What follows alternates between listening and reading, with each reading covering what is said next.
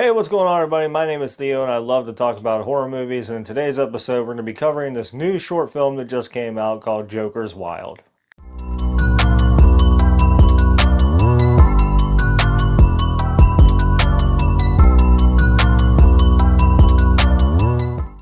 Joker's Wild. So I'm a huge Batman fan, if you can't tell. Love Batman.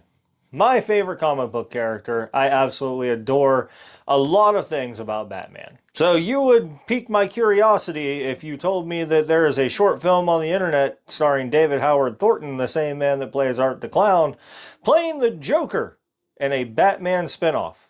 This short film runs about 13 minutes long, and of the 13 minutes, about all of it takes place inside of an abandoned warehouse in Gotham City. The film is directed by Aaron Bennett and stars David Howard Thornton as the Joker, which is pretty crazy to even think about in this day and age that we got the opportunity to see this. I loved it, but we'll talk about that more here in a couple minutes. The film also stars Joel LeBlanc as Jason Todd and Hunter Williams as Batman. Essentially, this short 13-minute film is basically just David Howard Thornton being himself as Art the Clown, or an adaptation of the Joker, trying to get Batman's attention to come and save Jason Todd. So in this adaptation, we get the Clown Prince of Horror playing the Clown Prince of Crime. I am really happy that David Howard Thornton is getting more roles in the horror community other than Art the Clown for what he is famously known for. He is going to be in, Screamboat, I think is what it's called, the upcoming film that has to do with Steamboat Willie. And he just got done playing this Joker character, and we just got off of Terrifier 3, which was #1 at the box office for most of last year. In this adaptation, David Howard Thornton, I get a lot of Mark Hamill Joker vibes from the animated series of Batman in his voice, in his laugh, and the jokes he makes, and the persona he puts on.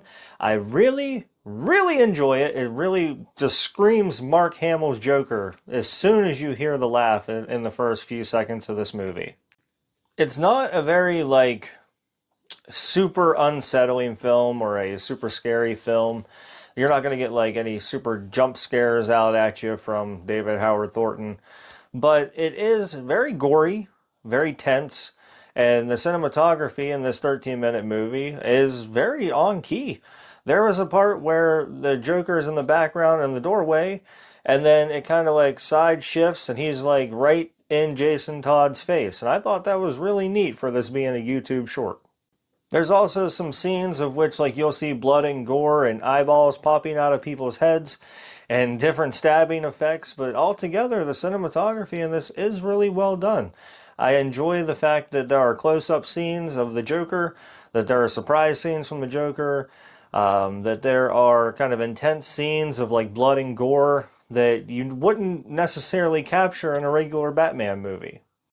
I would absolutely love to see David Howard Thornton hit the giant DCU universe, or multiverse as they're calling it, with James Gunn, and end up from this 13-minute short to playing the Joker in the biggest aspect possible. I really hope and pray that that happens, because I think that this is what we need from the Joker.